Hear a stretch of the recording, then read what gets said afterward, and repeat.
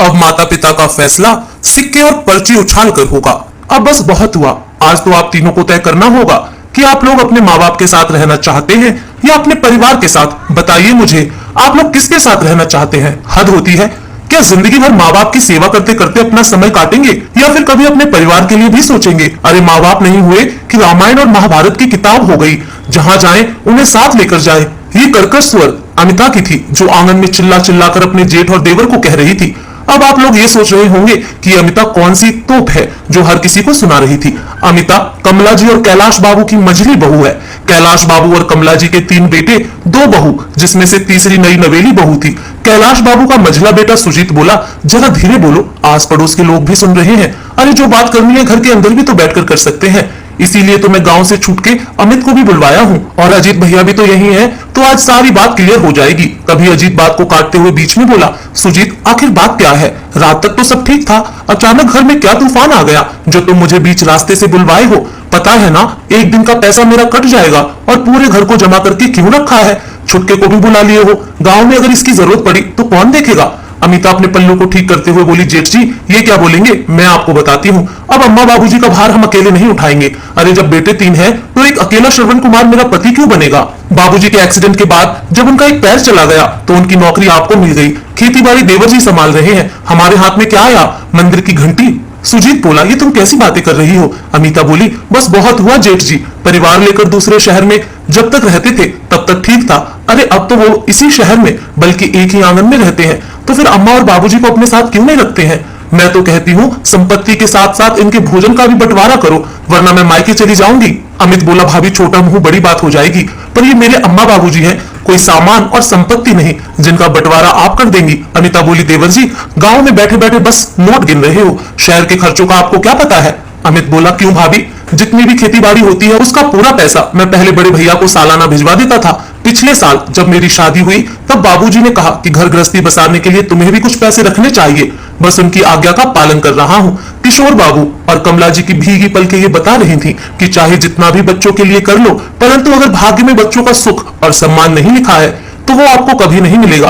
किशोर बाबू अमित से बोले, बेटा अमित, हमें तुमसे कोई शिकायत नहीं है, जो तुम्हारे बड़े भाई और पिता ने कहा वो आज तक तुमने किया है। अमित बोला, पर बाबूजी भाभी ऐसा कैसे कह सकती हैं? सुजीत बोला, क्यों नहीं कह सकती है? जब परेशानी उसे होती है तो कहने के लिए क्या कोई और आएगा? तुम्हें या तुम्हारी पत्नी को गांव में किसी की जिम्मेदारी नहीं उठानी पड़ती, और ना ही भैया भाभी को। यहाँ अरे दिक्कत ऐसे होती है तो यही बोलेगी ना। अजीत बोला, बाबूजी देखा जाए सुजीत की पत्नी क्या गलत कह रही है? अब आप लोगों को रखने में खर्चा तो होता ही है, आप लोगों की तरफ से मदद कुछ नहीं होता बल्कि पैसे ही खर्च होते हैं। सुजीत अब बात अगर तुमने उठाई है तो इसका निदान तुमने कुछ सोचा है? सुजीत अपनी पत्नी की तरफ देखा। अमिता बोली, इसमें सोचने की क्या बात है, सिक्का उछाल कर फैसला कर लेते हैं कि अम्मा बाबूजी किसके साथ रहेंगे। कमला जी रोते हुए बोली, क्या इसी दिन के लिए भगवान ने मुझे 3 बेटे दिए थे कि सिक्का उछाल कर माँ बाप का फैसला करेंगे? जब तुम तीनों पैदा हुए तब तो हमने कोई सिक्का नहीं उछाला कि तुम तीनों में से किसको रखा जाए और किसे फेंक दिया जाए। तभी उधर से अजीत की पत्नी सुनैना आई और बोली, अम्मा जी इसमें गलत ही क्या है, और अगर आपको सिक्के से प्रॉब्लम है तो पर्ची निकाल लेते हैं, जिसके नाम की पर्ची आएगी आप उन्हीं लोगों के साथ रहेंगी। भगवान न करे मेरे नाम की पर्ची निकले। किशोर बाबू कमला जी से बोले, चलो कमला, अब हमारे भाग्य का फैसला सिक्के और पर्ची से होने लगा। मुझसे तो ये सब देखा ना जाएगा, पता नहीं भगवान ने हमारे भाग्य में और क्या क्या देखना लिखा है। इतना कहकर वो पत्नी को कमरे में लेकर चले गए। उदास मन से पलंग की दूसरी तरफ मुंह घुमाकर अपने आंसुओं को छुपाने लगे और कमला जी पुराने दिनों को याद करने लगी। बधाई हो कमला, तीसरी बार भी आपको बेटा हुआ है। आपके घर में तो धन और सम्मान की कभी कोई कमी नहीं होगी। अरे जिसके 3-3 बेटे होंगे उस माँ बाप को भला क्या कमी होगी? देखना तीनों में से इस बात के लिए लड़ाई होगी कि मैं अम्मा बाबूजी को रखूंगा। तो मैं कमला जी की पड़ोसिन ने कहा। कमला जी बोली, बिमला बहन आपके मुंह में घी शक्कर, सही कहा आपने, बच्चे लायक हों और सम्मान दे माँ बाप को तो इससे ज्यादा और क्या चाहिए। हाँ, हम अपना पूरा जीवन इन्हें सौंप देंगे ताकि ये अच्छे इंसान बन सके। आखिर हमारे माता पिता ने भी तो हमें यही संस्कार दिए थे, बाकी तो भगवान की मर्जी है। वक्त बीतने लगा, बच्चे बड़े हुए। किशोर बाबू ने दिन रात मेहनत करके बच्चों की हर फरमाइश पूरी की। बड़ा बेटा आगे की पढ़ाई के लिए शहर चला गया, दूसरे बेटे ने पढ़ाई करके कोचिंग क्लासेस शुरू कर दी और अच्छी खासी आमदनी करने लगा। बचा छोटा बेटा, वो ग्रेजुएशन की पढ़ाई कर रहा था। अचानक एक दिन किशोर बाबू की साइकिल को पीछे से एक ट्रक ने कुचल दिया, जिसमें किशोर बाबू का एक पैर खराब हो गया। थोड़े दिन बाद किशोर बाबू ने अफसरों के हाथ पैर जोड़े, फिर बड़ी मेहनत के बाद उनकी नौकरी बड़े बेटे को मिल गई। जब पैसा आता है तो इंसान कितना बदल जाता है। सुजीत ने छोटे भाई की पढ़ाई में कोई योगदान नहीं दिया। वहीं अजीत बोला, मेरा भी अपना परिवार है, मैं आखिर कितना ही खर्च कर सकता हूँ।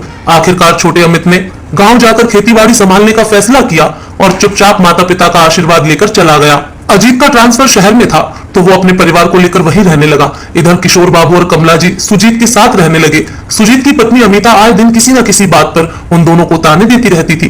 कई बार दुखी होकर किशोर बाबू अपनी बैसाखी लेकर घर के बाहर निकल जाते तो अमिता कमला जी के साथ बुरा व्यवहार करती थी, परंतु कमला जी ये बातें किशोर बाबू को नहीं बताती थी ताकि घर का माहौल खराब ना हो। एक रोज कमला जी पानी पी रही थी, तभी अमिता आई और बोली, माँ जी पूरे दिन या तो आप खाती हैं या कुछ पीती हैं, अरे कुछ काम ही कर लिया करो। रसोई में इतने सारे बर्तन हैं, कम से कम उन्हें ही मांज लो। और ध्यान रखना, रसोई में मत धोना वरना पूरी रसोई गंदी हो जाएगी। ऐसा कीजिए, बर्तनों को चंपा नल के पास ले जाइए और वहां धो लीजिए। आखिर टंकी में पानी भरने के लिए मोटर चलाना पड़ता है, उसमें भी तो बिजली लगता है, वो तो पैसे कौन भरेगा, आपका बड़ा बेटा तो देने से रहा। कमला जी बोली, बहू हैंडपंप में कितना चलाऊंगी, मेरे हाथों में दर्द होने लगेगा। और टंकी के पानी में कितने पैसे खर्च होते हैं। वो बोली, माँ जी पैसे कोई पेड़ पर नहीं होते हैं, नौकरी बड़े बेटे को दे दी और अपने दोनों का खर्चा हमारे सर पर डाल दी, ये कैसा इंसाफ है। अब जो बोली हूँ उतना कर दीजिए, उठाइए बर्तन बाहर ले जाकर धो दीजिए। इतना सुनाकर अमिता वहां से चली गई। आए दिन अब ऐसा ही होता था। धीरे धीरे समय बीतने लगा।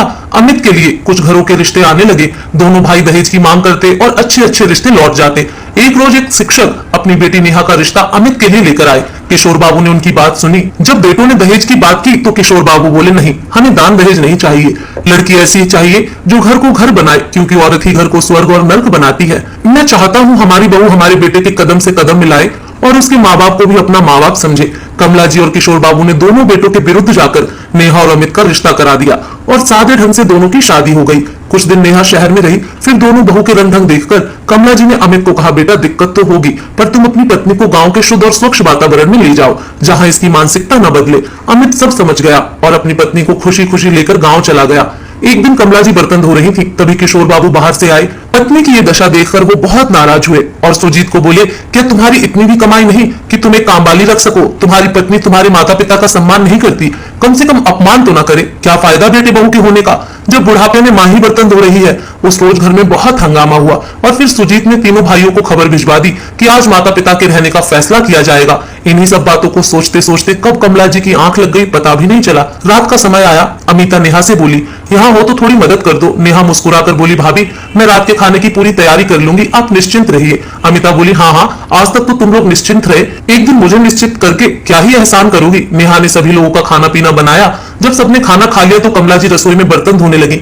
नेहा बोली, माँ जी ये क्या कर रही है? अगर मेरे रहते आपने बर्तन धोया तो मुझे कितना पाप लगेगा। क्या मैं अपनी माँ को इस उम्र में बर्तन धोने दूंगी? कमला जी की आंखों में आंसू आ गए। नेहा ने उन्हें कमरे में भेज दिया।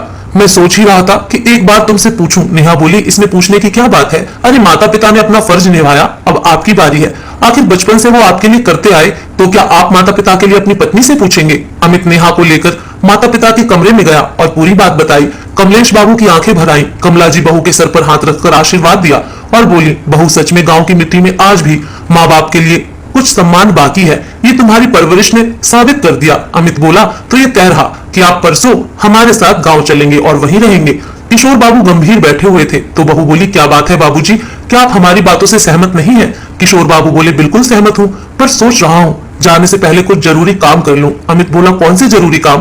किशोर बाबू बोले, जब हो जाएगा तब तुम्हें बताऊंगा, अब जाओ तुम लोग भी सो जाओ। दोनों छत पर सोने चले गए क्योंकि नीचे कोई कमरा खाली नहीं था। अगले 2 दिन सुबह सुबह किशोर बाबू न जाने कहां निकल जाते और दोपहर के वक्त लौट कर आते। एक रोज उनके हाथ में कुछ कागज थे। किशोर बाबू ने तीनों बेटे बहुओं को बुलाया तो सुजीत बोला, बाबूजी अच्छा किया आपने बुला लिया, मैंने पर्ची बना ली है, क्या पर्ची उछालकर आप लोगों के रहने का इंतजाम कर दे? किशोर बाबू बोले, बेटा क्यों हमारे लिए सिक्के और पर्ची उछालोगे? तुम्हें भले ही शर्म नहीं आती हो, पर हम अपनी ही नजरों में गिर जाते हैं कि आखिर क्यों हमने तुम दोनों को पैदा किया। सुजीत बोला, बाबूजी क्या आप फिर से वही बातें लेकर बैठ गए? जब उस दिन हमने फैसला कर लिया फिर आप ऐसा क्यों कह रहे हैं? किशोर बाबू बोले, उस दिन तो तुमने फैसला किया, आज मैंने भी कुछ फैसला किया है। और उन्होंने वो कागजात सुजीत और अजीत की तरफ बढ़ा दिए। कागजात पढ़कर अजीत बोला, बाबूजी आप ये फैसला कैसे कर सकते हैं? आप इस घर के 4 हिस्से कैसे कर सकते हैं? किशोर बाबू बोले, जब सिक्कों और पर्ची से तुम माँ बाप का फैसला कर सकते हो तो मैं तुम्हारा बाप होकर अपनी संपत्ति का फैसला क्यों नहीं कर सकता? तभी दोनों बड़ी बहू आई और बोली, इसमें लिखा क्या है, कोई हमें भी बताएगा? अजीत बोला, बाबूजी ने घर के 4 हिस्से कर दिए हैं, एक हिस्सा उन्होंने अपने लिए रखा है। अमिता बोली, चौथा हिस्सा किसका है? फिर किशोर बाबू बोले, क्यों, खेती से आधा हिस्सा तुम लोग ले सकते हो, तो घर का एक हिस्सा अमित के लिए भी तो होना चाहिए, आखिर वो भी इस घर का बेटा है। फिर वो अपनी पत्नी को लेकर छत पर क्यों सोएगा? मेरा ये आखिरी फैसला है। इस घर के 4 हिस्से होंगे और हाँ, मैं अमित के साथ गांव रहने के लिए जा रहा हूँ। अब अमित मेरा भार उठाएगा तो खेती के जो भी पैसे होंगे अमित के होंगे, उसका कोई हिस्सा नहीं लगेगा। और मकान के 2 कमरे हमारे हैं तो उन्हें हम किराए पर लगा देंगे, ताकि जो भी पैसे आएंगे कम से कम हमारी दवाइयों का तो खर्चा निकल जाएगा। दोनों बेटे बहू के मुंह खुले के खुले रह गए। कमला जी आश्चर्य से किशोर बाबू को देखने लगी। किशोर बाबू बोले, अरे भाग्यवान, परिस्थिति में एक पैर छीन लिया, सोचने समझने की शक्ति नहीं छीनी है। अब इतना भी असहाय नहीं हो गया हूं कि मेरी जिंदगी का फैसला सिक्के और पर्ची से होने लगे। शाम होते होते 2 कमरों को खाली किया गया और उसमें ताला लगाया गया। अजीत माँ से बोला, माँ, हमारे बच्चे हैं, हमें भी तो जगह चाहिए, आप लोगों ने दोनों कमरों में ताला लगा दिया। कमला जी बोली, बेटा, हमने तो पूरा घर और अपने मन का हर कॉर्नर तुम्हें दिया था, पर तुम लोगों ने हमारे साथ क्या किया? अपने थोड़े बहुत सामान लेकर वो सब गांव की तरफ निकल पड़े। माँ बाप बच्चों की कुछ बातों को बर्दाश्त करके चुप हो जाते हैं तो बच्चे उसे माँ बाप की कमजोरी समझते हैं, पर वो ये क्यों भूल जाते हैं कि जिसने बोलना सिखाया वो अपने लिए भी फैसला ले सकते हैं। तो दोस्तों, आपको ये कहानी कैसी लगी कमेंट करके